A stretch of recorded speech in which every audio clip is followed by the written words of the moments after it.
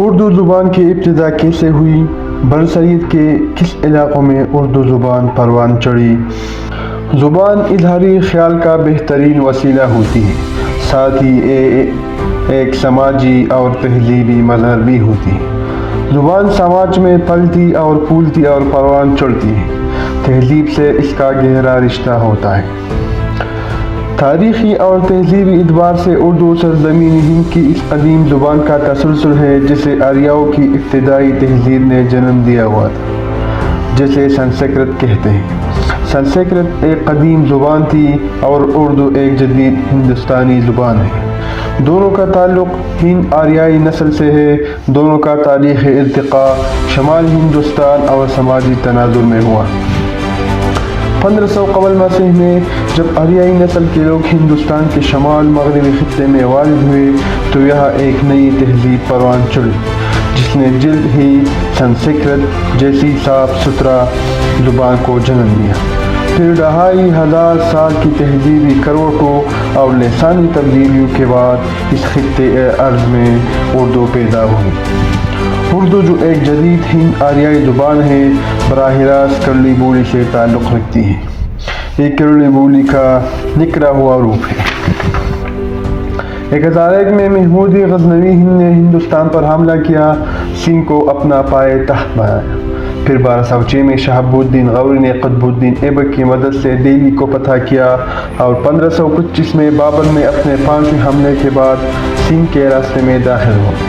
1526 میں پانی پت کی پہلی جنگ میں بابر نے سلطان ابراہیم لودھی کو شکست دے کر آگرہ کے شاہی محل پر قبضہ کر لیا۔ اس طرح موریہ دور کا آغاز ہوتا ہے اور یہ سلسلہ بہادر شاہ ظفر تک چلتا رہتا ہے۔ کہا جاتا ہے لفظ اردو سب سے پہلے تزک بابری میں ملتا ہے، البتہ اکبر کے دور میں لفظ عام ہو گیا اور یہاں لوگ اردو مولا اور اردو لشکر کہنے لگے۔ دراصل اردو شاہ جہاں کے لشکر کی عام بول چال تھی۔ اس لشکر میں قسم قسم کے ادبی طرح طرح کی زبانیں بولتے تھے، جن کے میل جول سے ملی جلی زبان سامنے آ لگی جس کو اردو کہنے لگے۔ 1206 میں خلیجی دکن کی طرف روانہ ہونے لگے جس سے اردو شمال سے جنوب پہنچتی ہے۔ اس سلسلے میں سب سے پہلے محمد بن تعلق 1327 میں دولت آباد کو اپنا پائے تخت بناتے ہیں۔ اس وقت دہلی اجڑی ہوئی تھی، وہاں کے لوگ دکن چلے گئے تھے، ظاہر ہے ان کے ساتھ اردو زبان بھی دکن پہنچ جاتی ہے۔ دکن میں 1347 میں بہمنی سلطنت کی بنیاد ڈالی گئی۔ اس طرح وہاں کی 5 سلطنتیں قائم ہوئی۔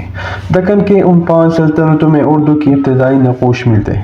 اسی طرح قطب شاہی دور میں اردو کا ارتقاء سب سے زیادہ ہوتا ہے۔ اس طرح قلی قطب شاہ خود بھی ایک شاعر تھا، اسے اردو کا پہلا شاعر دیوان بھی کہا جاتا ہے۔ اس عہد میں مولا وجی نے مثنوی، قطب مشتری 1609، سبرس 1635 جیسی اہم تصانیف تخلیق کی۔ سبرس اردو کی پہلی نثری کتاب ہے۔ دکن میں اردو زبان پھیلنے کی کئی اسباب تھے۔ پہلی وجہ یہ تھی کہ دکن کے سلطنتوں کے بادشاہ زیادہ تر شعراء تھے۔ دوسری وجہ یہ تھی کہ وہاں کے رابطے کی زبان ہندوستانی تھی۔ تیسری وجہ یہ بھی بتائی جاتی ہے کہ شمال سے جو لوگ دکن گئے ان کی زبان بھی اردو تھی۔ 1687 میں اورنگزیب نے دکن قبضہ کر لیا۔ اس کے باوجود دکن میں ادبی محفلیں منعقد ہوتی تھیں۔ 1757 میں انگریزوں نے ہندوستان کی آمد کے بعد ایک نئی فضا قائم ہوتی ہے۔ انگریزوں نے اپنی ضرورتوں کے تحت 1800 میں فورٹ ولیم کالج قائم کیا۔ 1825 میں دلی کالج کا قیام عمل میں ہے۔ فورٹ ولیم کالج کے بارے میں آگے ایک علیحدہ ویڈیو بنا کر ہم اپنے ناظرین کو دیں گے۔ اردو کی ترقی و ترویج میں مختلف مذہبی، سیاسی اور سماجی اور ادبی تحریکوں کا رول رہا ہے۔